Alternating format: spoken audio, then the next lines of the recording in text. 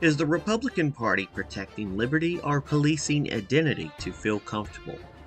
This is hashtag Go Right with Peter Boykin. I'm your host, and this is my commentary. You can check out more on this article on GoRightNews.com.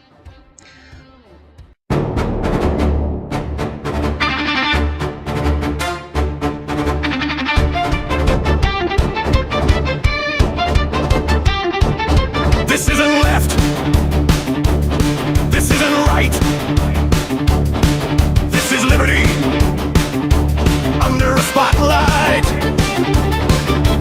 Welcome to the place where questions stay loud, where truth matters more than fitting the crowd. Constitution first, no scripts to read. No gatekeepers, no loyalty test. No borrowed outrage, no hollow stress. Real conversations, clear and direct. If power hates it, we inspect. Go right, stand up, don't hide. Think free, speak straight, draw your own line. Go right, step into the light. Welcome to Go Right with Peter Boykin. Truth over tribes, freedom over fear. You're in the right place, welcome in. Truth over tribes, freedom over fear. You're in the right place. Welcome in.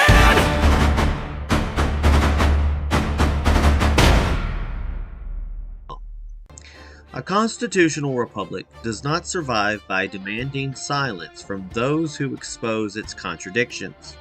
It survives when citizens are willing to challenge their own side before power hardens into habit and habit hardens into authority. What we're witnessing inside the Republican Party right now is not a fight between conservatives and liberals. It is a struggle between constitutional principles and institutional comfort, between liberty as a boundary on government and tradition being repurposed as a tool of enforcement. Part of this conflict comes from a growing confusion over what, quote, conservative even means. For some, conservatism has become a matter of religion. For others, it has managed and merged into an identity defined by being, quote, anti-woke, which too often collapses into being reflexively anti-gay rather than constitutionally grounded. These views are usually sincerely held, but sincerely does not automatically make them compatible with constitutional limits. For people like me, whose versions of conservatism can feel less like philosophy and more like a warning label. And my conservatism is different. To me, conservatism means conserving our system of government, conserving our way of life through the framework of the Constitution, conserving limits on power so that no political majority, cultural trend, or moral panic can turn rights into privileges. This is why I reject the idea that being openly gay, unapologetically visible, and outspoken about equal protection somehow places me outside the conservative movement. The Constitution does not require me to shrink myself to fit a political coalition. It requires the government to restrain itself from choosing winners and losers under the law. I also reject the framing that says my identity should not, quote, matter to be accepted. That argument sounds reasonable until you follow it to its logical conclusion. If identity truly does not matter, then it should never be used as justification for denying civil rights, redefining marriage through the state, or carving exceptions into constitutional guarantees. Some Republicans say, quote, I am an American first. Well, so am I. That is precisely why I will not accept a government that treats some Americans as provincial. Conservatism was never meant to be a permission structure. It was meant to be a limit on how far the state can go into our lives, our families, our contracts, and our choices. And when a party platform begins to sound like a moral licensing board instead of a constitutional restraint, something fundamental has gone wrong. This is not about rejecting family values. Strong families exist across the country in many forms. They raise children. They pay taxes. They build communities. They serve this nation, and they contribute to its stability. The state does not strengthen families by narrowing their definition. It strengthens families by getting out of the way and allowing civil society to function freely. And when organizations inside the party decide they get to determine who is, quote, acceptable, who is, quote, too loud, or who must be sidelined for refusing to conform, that is not unity. That is controlled opposition wearing a friendly label. I will work with anyone acting in good faith to expand liberty. I will oppose anyone, regardless of party, who treats constitutional rights as conditional. Because if we only defend liberty when it is comfortable, then we do not believe in liberty at all. That is the conservatism I stand for. Not religious rule, not ideological purges, and not culture war loyalty tests. A conservatism that conserves the Constitution itself. Thank you for tuning in to #GoRight with myself, Peter Boykin. Check out more at gorightnews.com. Not loud for show, not wrong for right. We don't bow. We go right. This isn't left. This isn't right. This is a line between power and the people, between comfort and courage, between forgetting and remembering who we are. We're still standing, hearts unchained. Still here when trends have changed. No crown, no coat, no perfect sign. Just flawed men choosing liberty over the right. Still standing calm but unafraid. Still calling out the masquerade. Not rage, not hate, not blind in sight. We stand firm. We go right. When the noise fades, when history writes, they'll remember who stood upright. Not for applause, not for the fight, but for freedom and the right to be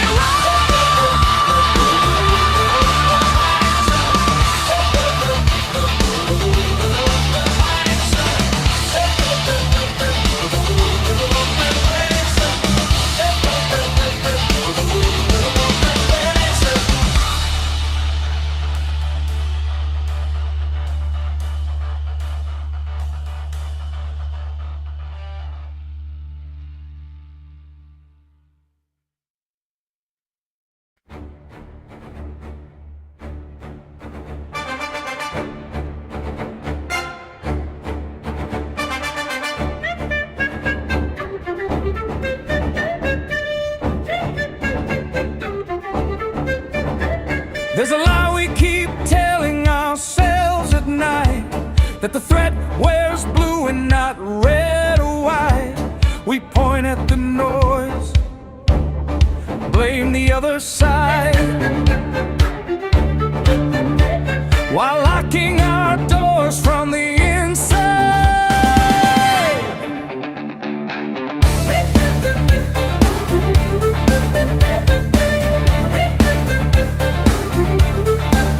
They say unity means fall in line. Say loyalty's proven by staying quiet. But a party that fears its own reflection is already fighting self-destruction. This isn't about left or right. It's about who decides who belongs. When the guards at the gate start drawing lines, you don't build a future, you build a wall. Are we strong enough to survive the gatekeepers? Or will we shrink just to feel secure? You don't save a movement by cutting voices. You don't defend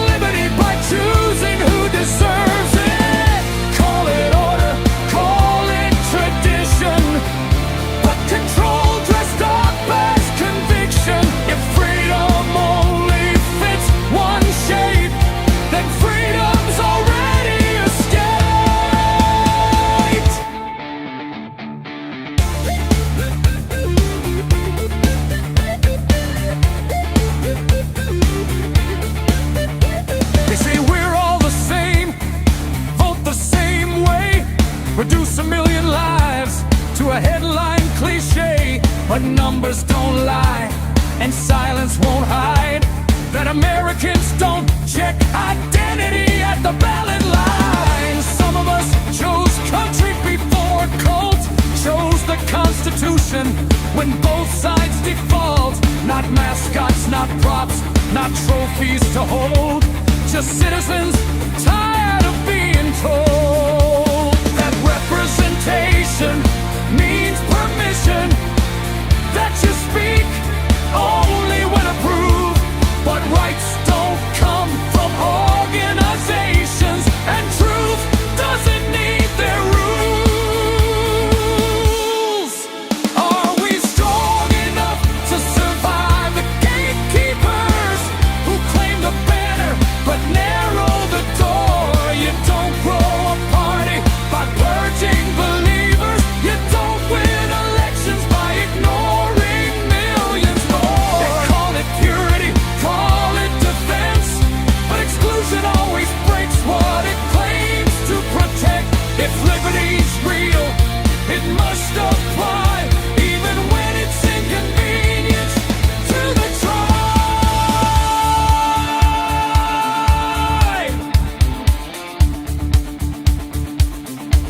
This is a constitutional republic, not a clubhouse, not a blacklist, not a loyalty test. Civil law is not doctrine. Government is not God. And when the state starts choosing which families count, liberty is already on trial. You can fight for values without handing power to the state. You can love your principles without erasing your neighbor's rights. That's not rebellion, that's restraint.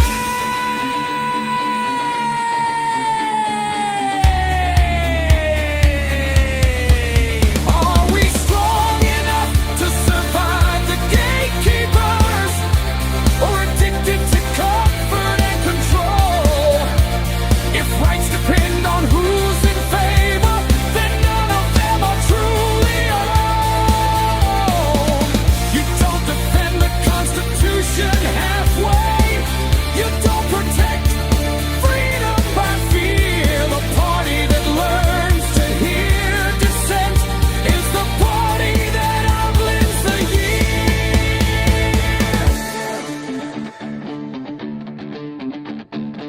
year. History doesn't remember who enforced the line. It remembers who refused to cross it. And when silence was easier than truth, some of us chose to speak and stayed standing.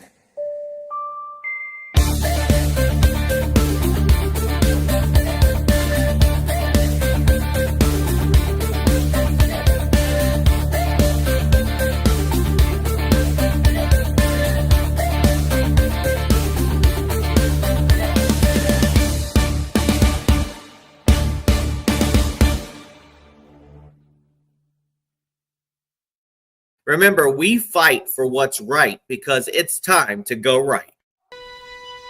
Is the Republican Party strong enough to survive its own gatekeepers? Welcome to hashtag Go Right with Peter Boykin!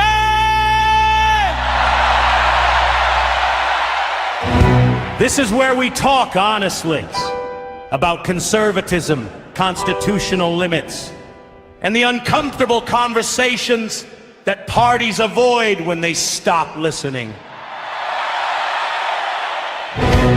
A party can survive opposition. A party can survive criticism. A party can even survive losing elections. What it struggles to survive is truth spoken from inside.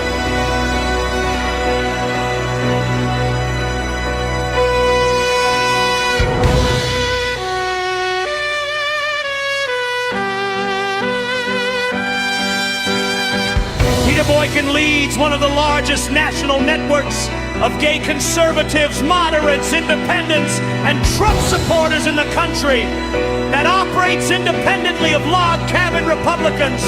That distinction matters! Not because of rivalry, but because collaboration should not require permission. What many of us encounter instead is quiet exclusion. And he is not alone. Figures like Brandon Straka, Scott Presler, others who expanded conservative reach beyond its comfort zones. Their success should have been multiplied. Instead, it was often minimized. That does not protect a movement. It limits it!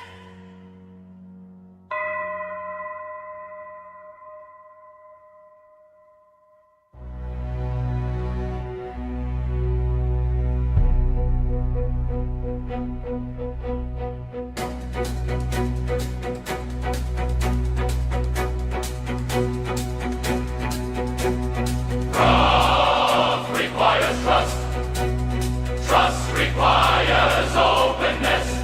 Openness requires courage. One of the longest running myths in politics is that LGBTQ voters are a single democratic bloc. They are not. Roughly half identify as Democrats. About a third are independent or unaffiliated, and around 15% identify as Republican. That 15% represents millions of Americans. Many voted not as symbols, but as citizens prioritizing economic stability, national security, and constitutional restraint!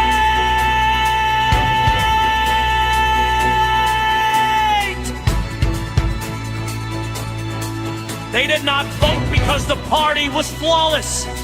They voted because they wanted a government with limits. Log cabin Republicans serve a purpose. Their presence matters. But representation is not ownership. When any organization becomes a gatekeeper for identity instead of a bridge for ideas, the movement stops expanding! Constitutional rights are not party property. Civil marriage is a state function. Religious marriage is a matter of faith. Limited government means the state does not decide which families qualify for equal protection.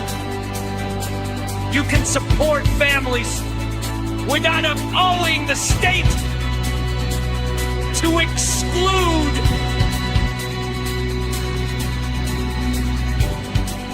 Unity does not require silence.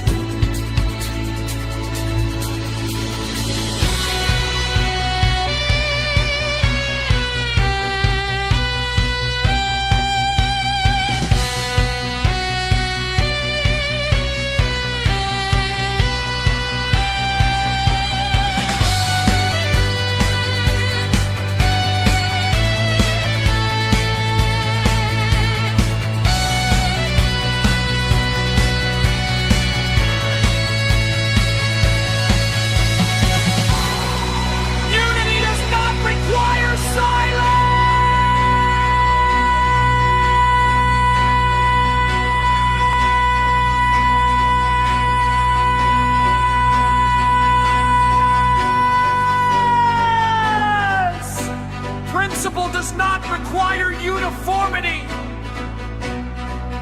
Liberty requires consistency. If the Republican Party wants to grow, It must stop confusing loyalty with quiet compliance and values with control. A constitutional republic survives when rights are defended consistently, or they eventually fail altogether. For more context, analysis, and the full written piece, visit